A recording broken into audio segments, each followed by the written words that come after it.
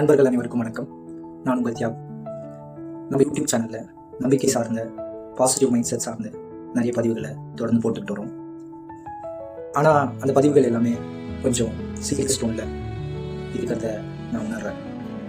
நம்ம ஒன்றும் அவ்வளோ சீரியஸான பர்சன் தான், ஆனால் நம்மக்கிட்ட நிறைய ஃபன் சைடும் இருக்கே, ஏன் அந்த ஃபன் சைடை ஒரு வாட்டி எடுக்கக்கூடாது அப்படின்னு ஆசைப்பட்டு இன்னைக்கு கொஞ்சம் ஃபன்னாக பேசுவோமே அப்படின்னு சொல்லி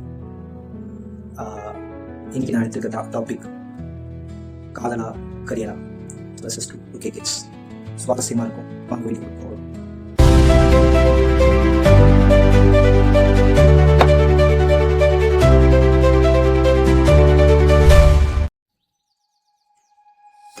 காதலா கரியரா அப்படின்னு யோசிக்கும் பொழுது எனக்கு இதை இப்படி தாங்க ஸ்டார்ட் பண்ணணும்னு ஆசையாக இருக்குது.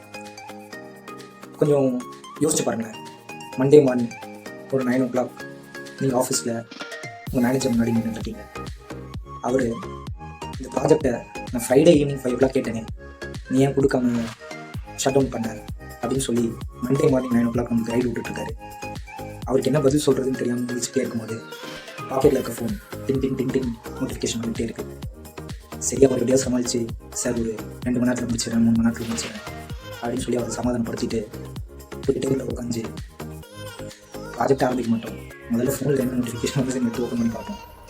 அப்போ நம்ம லவர், நீ இப்போலாம் எனக்கு டைமே ஸ்பெண்ட் பண்ணுறது இல்லை, உனக்கு எவ்வளோ மெசேஜ் அமிச்சு 4 மணி நேரம் ஆகுது, நீ இன்னும் அதை ஓப்பன் கூட பண்ணி பார்க்கல, ப்ளூ டிக்கே வரல அப்படின்னு ஒரு 4-5 மெசேஜ் வந்தால் அந்த பையனுக்கு என்ன ஃபீலிங் இருக்கும்?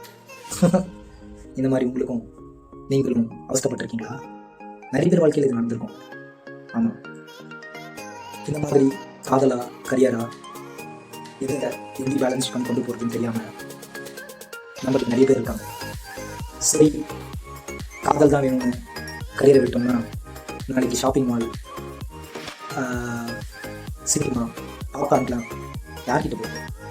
இல்லை கரியர் தான் வேணும்னு காதலை விட்டோம்னா அப்புறம் பொண்ணு கிடைக்கலாம் ரொம்ப கஷ்டம் இல்லை? ஆமாங்க, இதை நான் முன்னாடியே சொன்ன மாதிரி 90s vs 2K கிட்ஸோட அனலைஸ் பண்ணி பார்ப்போம். ஃபஸ்ட்டு 90 கிட்ஸ்லாம் ரொம்ப பாவங்க. அவங்களுக்குலாம் லவ் அமையிறதே ரொம்ப கஷ்டம். ஏன்னு வச்சுக்கோங்களேன், அவங்க பெரும்பாலான 90s கிட்ஸ் வீட்டில் ஒரு 70-75% 90s கிட்ஸ் வீட்டில் சைக்கிள் தான் இருக்கும், 2K டிவி அவ்வளோதான் இருக்கும். அதுக்கு மதியில் அந்த பேலன்ஸ் ஒரு 10-15% பீப்புள் இருக்காங்க பாருங்க, பசங்க. அவனுங்க அவங்க வீட்டில் இருக்கிற RX 100 எடுத்து டொருன்னு ரோடில் 2 ரவுண்டு போனாங்கன்னு வச்சுக்கோங்க, அவ்வளோதான். மீதி 20-25% எப்படி லவ் அமையும்? அது மட்டும் இல்லை, நாங்கள் அந்த 75% கிளாஸ் ரூமுக்கு போயிட்டு சக்திமானை பற்றி பேசிகிட்டு இருக்கும்போது அவன் எங்களுக்கெல்லாம் என்ன பேருனே தெரியாமல் கார்ட்டூன்ஸ்லாம் இருக்கும், அதை பற்றி பேசுவான். அண்டர்டேக்கருமா, ஸ்டோன் கோல்டுமா, அந்த பிஜிஎம்லாம் வாசிச்சு காமிப்பான் வாயிலேயே. நம்மளுக்கு என்ன தெரியும்? அந்த பொண்ணையும் அந்த பையனையும் பேபேன்னு பார்த்துட்டு இருக்க மாதிரி விட்டால் வேறு வழியே இருக்குது. இந்த மாதிரி அவங்களுக்கு லவ் கிடைக்கிறது ரொம்ப பெரிய கஷ்டம்.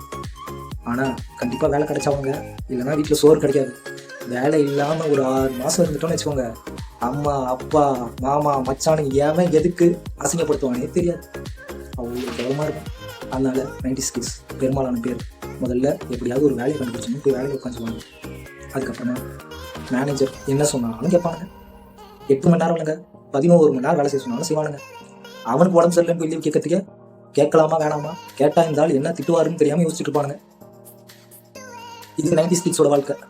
அப்படியே 2K கிட்ஸ் போனீங்கன்னு வச்சுக்கோங்க, 7ஆம் கிளாஸ்லேருந்தே லவ் பண்ணுறாங்க. 7ஆம் கிளாஸில் ஒருத்தர், 10ஆம் கிளாஸில் ஒருத்தர், 12ஆம் கிளாஸில் ஒருத்தருன்னு லவ் பிரேக்கப்னு போயிட்டே இருக்கு. கண்டிப்பாக லவ் பண்ணிடுறானுங்க. பொண்ணு 90s கிட்ஸ்க்கு தான் கிடைக்கல, 34 வயசு ஆனாலும் இன்னும் கல்யாணம் ஆகலையேன்ற இயக்கத்தில் வாழ்ந்துட்டு இருக்கானுங்க 90s கிட்ஸ். ஆனால் இந்த 2K கிட்ஸ் ரொம்ப டூலிங் பண்ணுறானுங்க. லவ் ஈஸியாக கிடச்சிடும். 90s கிட்ஸ் கேர்ள்ஸ் தனியாக பாய்ஸ் தனியாக உட்காரும். 2K கிட்ஸ் அப்படி இல்லைங்க, சமத்துவம், எல்லாரும் ஒன்றா உட்காருவாங்க. அதெல்லாம் கிடைக்காம அந்த 90s கிட்ஸ் எவ்வளோ பேர் இருக்காங்க தெரியுமா? 2K கிட்ஸ் இந்த மாதிரி காதலும் ஈஸியாக கிடச்சிடும். டீச்சர் ஸ்கூல்லாம் 90s கிட்ஸ்லாம் ஒன்றும் சொல்கிறது இல்லைங்க. பேரண்ட்ஸ் டீச்சர்ஸ் மீட்டிங்கில் அப்பா கூட வருவார். இப்போ பாருங்கள் சார், கண்ணை மட்டும் விட்டுருங்க, மற்ற ஃபுல் பாடி பார்ட்ஸும் பீச்சு மேஞ்சிருக்கன்ட்டு போயிட்டே இருப்பார். ஆனால் இப்போது இந்த தமம் ஏறினா ரயிலு, இறங்கினா ஜெயிலு, எடுத்தா பெயிலுன்னு போயிட்டே இருக்கானுங்க. மாற்றியாரையும் மதிக்க மாட்டானுங்க. லவ்வும் ஈஸியாக கிடச்சது. ஆஃபீஸில் வந்த முதல் நாள் மேனேஜர்கிட்ட அவங்க சொல்கிறது, ப்ரைவேட் லைஃப் ரொம்ப முக்கியம் சார், நாளைக்கு என் கேர்ள் ஃப்ரெண்டோட பர்த்டே, எனக்கு லீவ் வேணும் அப்படின்னு சொல்கிறாங்க. லீவ் மட்டும் அந்த மேனேஜர் இல்லைன்னு சொல்லிட்டான்னு வச்சுக்கோங்க, அங்கேயே அந்த மேனேஜர் கதையை க்ளோஸ் பண்ணிடுவானுங்க. என் லீவு எனக்கு கொடுக்கறதுக்கு நீ என்கிட்டயே லா பேசுவியா அப்படின்னு நிறைய உடனே நான் ரிசைன் பண்ணுறதுக்கு கிளம்பி வேற கம்பெனி போயிட்டே இருப்பாங்க. இது 2K கிட்ஸ் ஒரு வாழ்க்கை.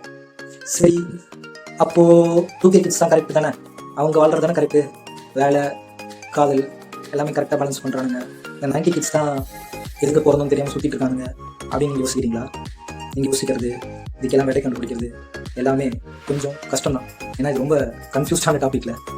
சரி, இதுக்கெலாம் விடை என்னவா இருக்கும்? ரொம்ப சிம்பிளுங்க. 90s கிட்ஸாக இருந்தால் உங்களுக்கு கரியர் ஸ்ட்ராங்காக இருக்கும். லேட்டாக கல்யாணம் ஆனாலும் உங்களை புரிஞ்சிக்கக்கூடிய ஒரு மனைவி, அரேஞ்ச் மேரேஜாக இருந்தாலும் லவ் மேரேஜாக இருந்தாலும் கண்டிப்பாக கிடைப்பாங்க. இன்னும் கிடைக்காம தான் சுற்றிட்டு இருக்கோன்னு சொன்னீங்கன்னா கண்டிப்பாக கிடைப்பாங்க. வெயிட் பண்ணுங்கள், அந்த டைம் வரும்போது உங்கள் வாழ்க்கை ரொம்ப இனிமையாக மாறிடும். 2K கிட்ஸ், நீங்கள் லவ் பண்ணுங்கள், கரியரை ஸ்டார்ட் பண்ணுங்கள். ஆனால் ரெண்டுத்தையும் கண்டிப்பாக கரெக்டாக பேலன்ஸ் பண்ணுங்கள். லவ் இல்லாமல் கரியர் மட்டும் இருந்தாலும் பிரச்சனை தான், கரியர் இல்லாமல் லவ் மட்டும் இருந்தாலும் பிரச்சனை தான். இது இப்படி சொல்லி முடிக்கிறதுக்காக நான் யோசிக்கிறேங்க. நீங்கள் ஒரு நாள் உங்கள் சிஸ்டம் டேபிளில் உட்காந்து ரொம்ப கஷ்டப்பட்டு வேலை செஞ்சுட்டு இருக்கும்போது ரொம்ப மைண்டில் இது இந்த ஒர்க்கை எப்படி கம்ப்ளீட் பண்ணுறதுன்னு தெரியலையே அப்படின்னு ரொம்ப டென்ஷனாக வேலை செஞ்சுட்டு இருக்கும்போது பெட்டில் இருந்து உங்களுடைய மனைவி அதை பார்த்து ஒரு கப் காஃபி எடுத்துகிட்டு வந்து அந்த டேபிளில் வச்சு தலையை செல்லமாக கோதி விட்டு காஃபி குடிச்சிட்டு வேலை பாருங்க அப்படின்னு சொல்லி உங்களை சப்போர்ட் பண்ணுற மனைவி உங்களுக்கு கிடைச்சாங்கன்னா அதோட வேறு யாரும் கொடுத்துச்சவங்க இல்லைங்க. லவ் பண்ணுங்க, கரியரையும் என்ஜாய் பண்ணுங்கள். கரியர்லையும் உங்கள் கம்பெனி உங்கள் பர்சனல் லைஃப்பை மதித்து உங்களுடைய பர்சனல் லைஃப், ஒர்க் லைஃப் ரெண்டுத்தோடைய லைஃபோடைய பேலன்ஸையும் மெயின்டைன் பண்ண அலோவ் பண்ணுறாங்களா? அந்த மாதிரி கம்பெனி கிடைச்சா அதை விட நீங்கள் கொடுத்து வச்சோம்ல. இது ரெண்டுமே, இந்த ரெண்டுமே கிடச்சுன்னா கண்ணால் அடுத்து ஆசை தான். நீங்களும் சந்தோஷமாக இருப்பீங்க, எல்லாரும் சந்தோஷமாக இருப்பாங்க. சீக்கிரமாக உங்களுக்கான நல்ல லைஃப் பார்ட்னரை தேடுங்க, நல்ல கம்பெனியை தேடுங்கன்னு சொல்லி உங்களிடம் இருந்து விடைபெறுகிறேன். இந்த காணொலியை இதோட நிறுத்திக்கிறேன். நெக்ஸ்ட் வீடியோவில் உங்களை சந்திக்கும் வரை நன்றி. நான் உங்களுக்கு தியாகம்.